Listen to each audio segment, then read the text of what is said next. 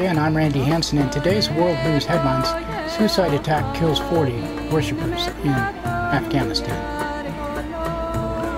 Syria violence continues despite informal ceasefire. And Hurricane Sandy kills 21 in Caribbean, threatens U.S. A casting ballot, Obama urges early voting. And Romney vowed jobs, higher pay if elected. And workers stage walkout on Bain-owned plant set for closure. And Texas stops payments after court affirms ban on Planned Parenthood.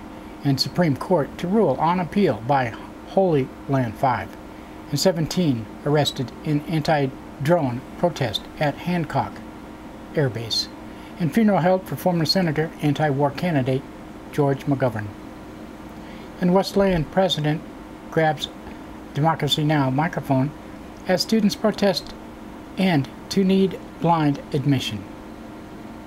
GVTV News would like to say the views expressed on our news broadcast do not necessarily reflect the views of NCTV Digital Media Center, but before these stories, GVTV News would like to thank one of our underwriters who support your only visual video news media in Nevada County. That's right, it's us, GVTV News. And it's a little dated this week.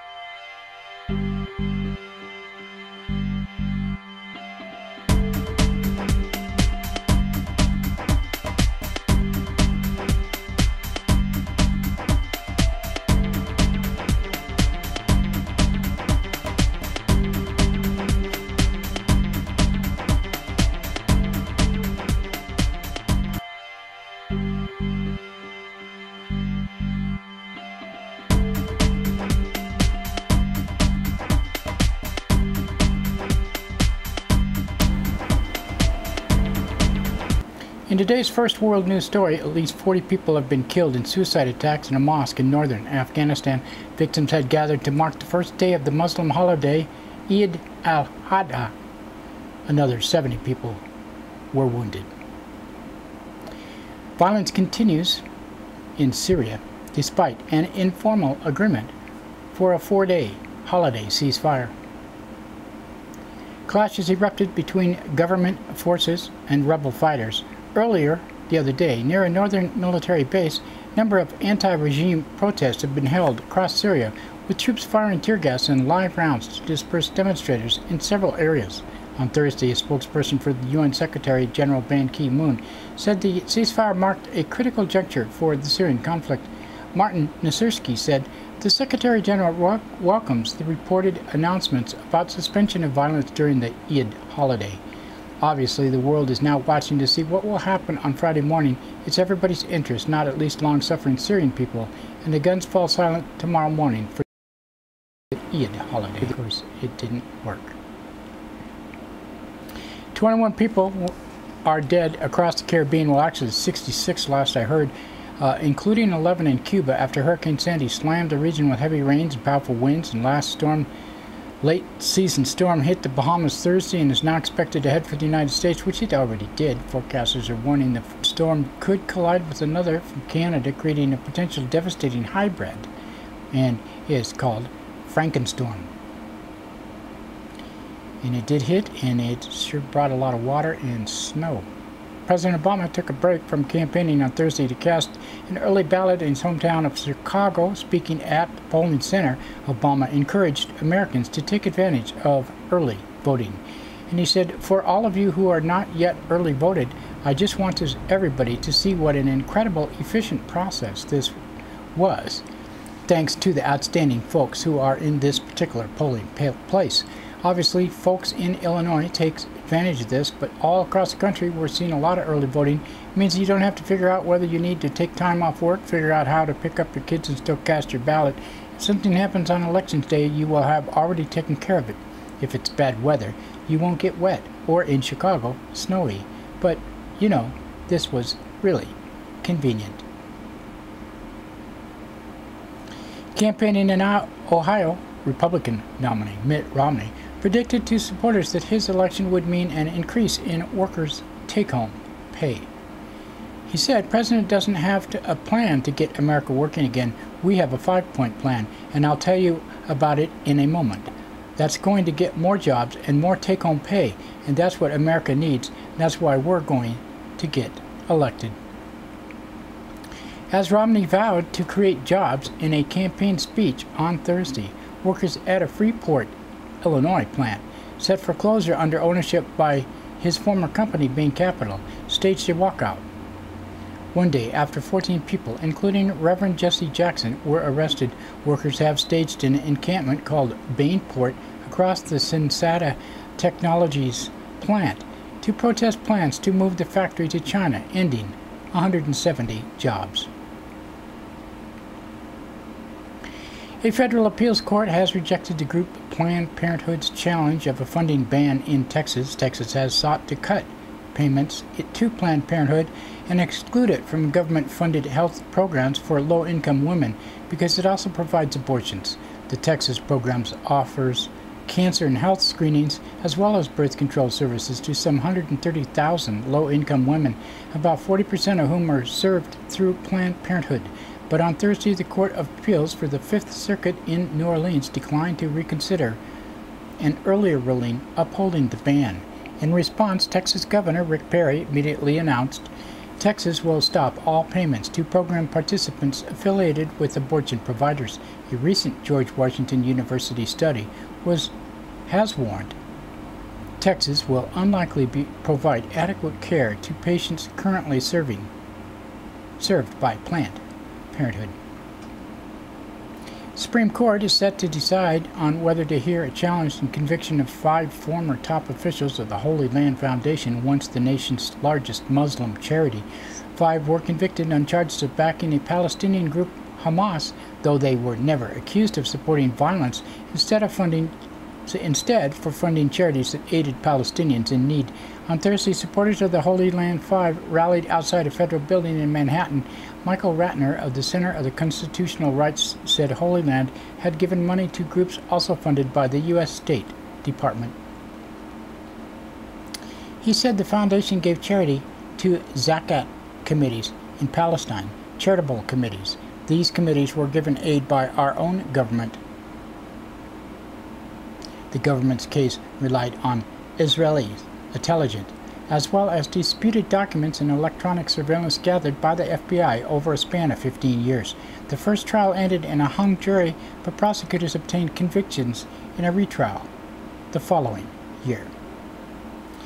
17 people were arrested on Thursday protesting U.S. drone warfare at Hancock Field Air National Guard Base near Syracuse, New York.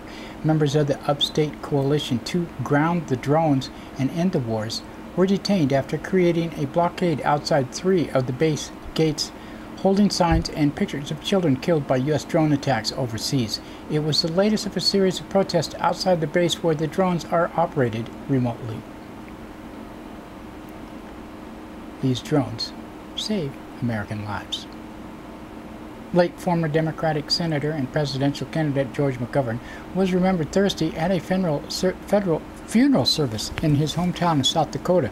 McGovern, best known for running on an anti-war platform against President Richard Nixon in 1972, died on Sunday at the age of 90. Speaker at Thursday's services included Vice President Joe Biden. Students at Wesleyan University in Connecticut continued to protest against the school's decision to change its admission practices by ending what is known as need-blind admissions to all applicants. Qualified students now face possible rejection if they are deemed unable to pay full tuition, now around $60,000 a year, making it one of the most expensive schools in the country. Students say the new policy will target poor and middle class. Daniel Plafker, a Wesleyan student activist, said the reason we're out here today is to stand in opposition to proposed cuts to the need-blind financial aid policy. Essentially, what that allows the admission office here to do, and in other places, is to actively discriminate against applicants based on their socioeconomic class. This is a decision that was made behind the backs of students without transparency, behind closed doors, at a time when most of the students weren't even on campus to know about it. And that's it for World News today. Now we'd like to thank another one of our underwriters who supports your only visual video news media in Nevada County. That's right, it's us, GVTV News. Oh, and by the way, happy Halloween.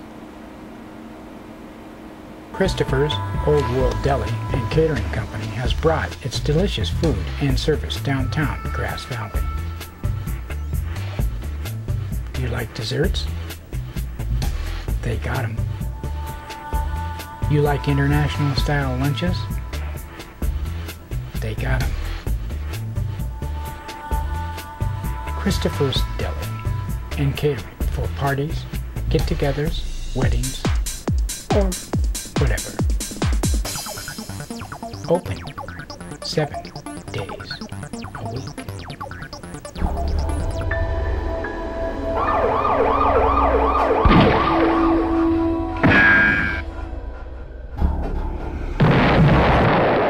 Like a zest blow, when it just sings so, there's little place right up on my face and the chain go, hear a beat from the streets.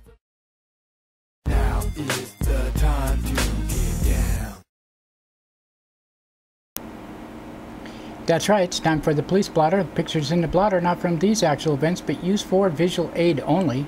These reports are released by local law enforcement and are public records.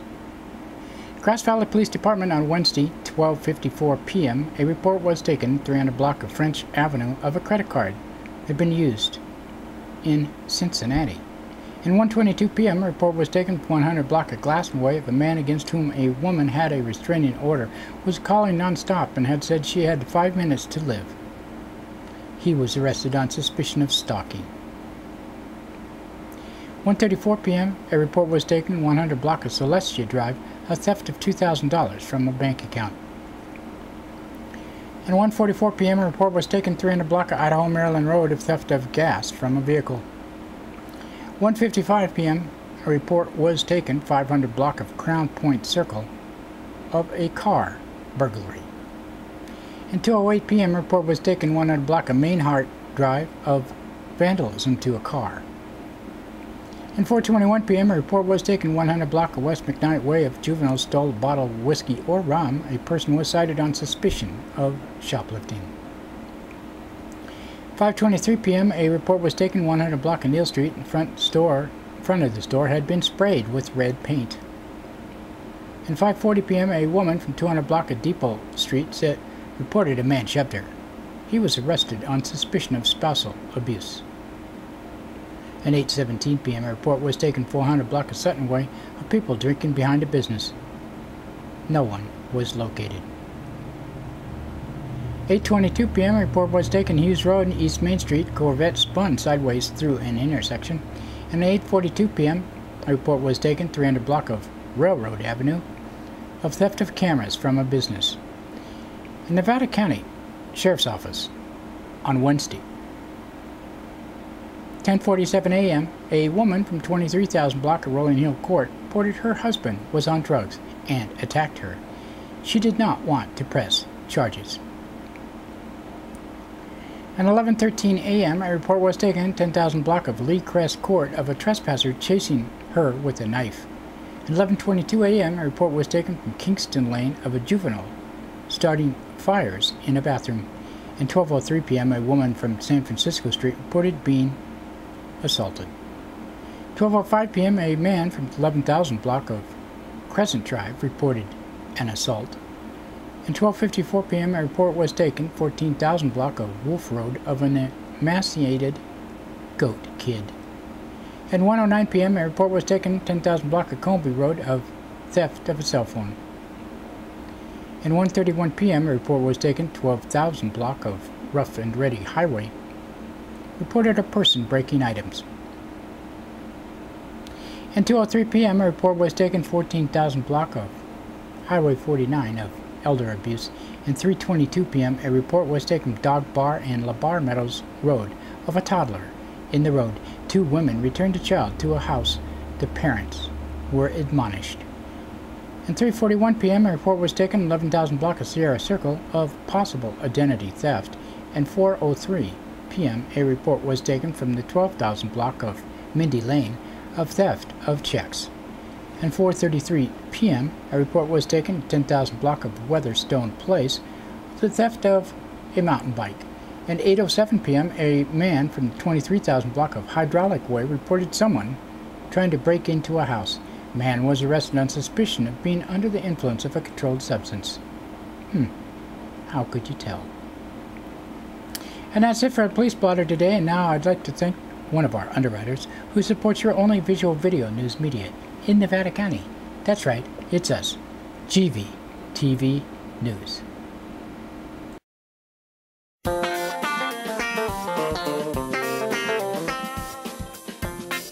Soundcheck Music Center, the rock and roll connection.